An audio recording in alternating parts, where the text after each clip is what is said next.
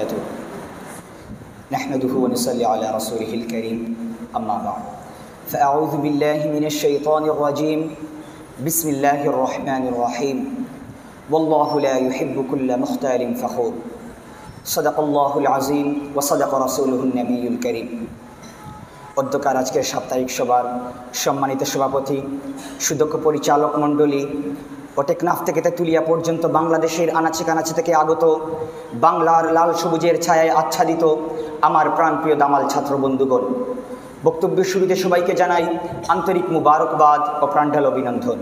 প্রিয় উপস্থিতি, যখন সারা বিশ্বে মুসলিম সমাজ নিগৃহীত, যখন মুসলিম সমাজ তারা তাদের পূর্বসূরীদের ইতিহাস ও ঐতিহ্যকে ভুলে গিয়ে আপন মর্যাদা হতে বঞ্চিত হচ্ছে, তখন এমন একটি দুর্যোগপূর্ণ মুহূর্তে জাতিকে সঠিক পথ দেখানোর জন্য আন্নাদি আস-সাকফি থেকে কিবর বা অহংকারের পরিণাম সম্পর্কে কিছু বলার আদেশ করা হয়েছে। যদি মহান রব্বে কাবা আমাকে তৌফিক দান করেন, তাহলে উক্ত বিষয়ে দু চারটি কথা বলে আমি আমার বক্তব্য শেষ করে নিব ইনশাআল্লাহ তাআলা, ওয়া মা তাওফীকি ইল্লা বিল্লাহ। প্রিয় উপস্থিতি, অহংকার মানব জীবনের এক জটিল আবেগ, যা ব্যক্তি ও সমাজের উপর গভীর প্রভাব ফেলে।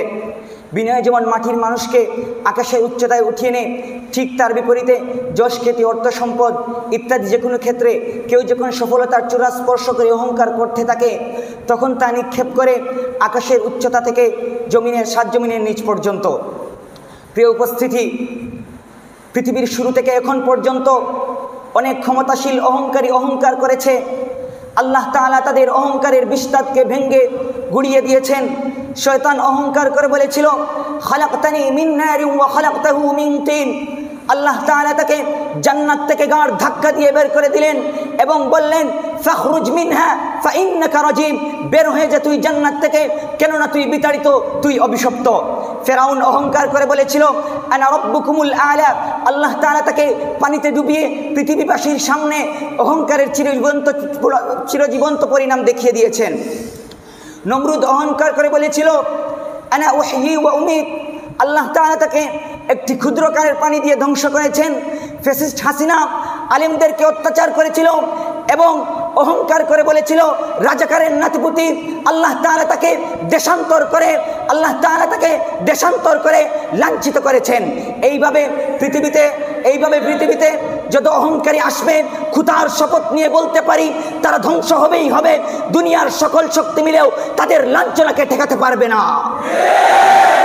মুহতারাম হাজিরিন, একটি কথা স্পষ্ট ভাষায় বলতে চাই, এই বাংলার মানুষ চায় আগামীর বাংলা ফ্যাসিস্ট মুক্ত বাংলা, আগামীর বাংলা অহংকার মুক্ত বাংলা, আগামীর বাংলা স্বৈরাচার মুক্ত বাংলা।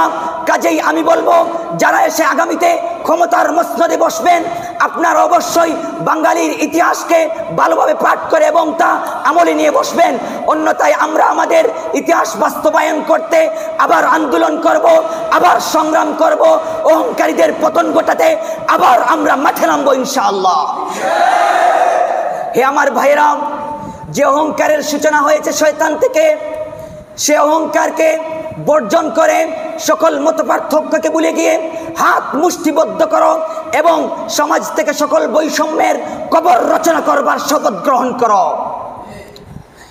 এই জমিন, এই সমাজ এখন বিপ্লবী চায়।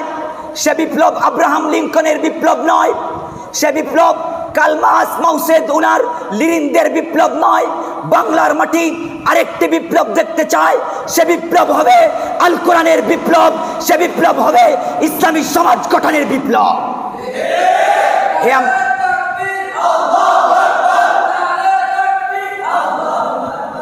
হে আমার ভাইয়েরা, আসুন আমরা সকলে মিলে অহংকারের পতন ঘটাতে হাত মুষ্টিবদ্ধ করি এবং বিনয়কে শ্রদ্ধা করি।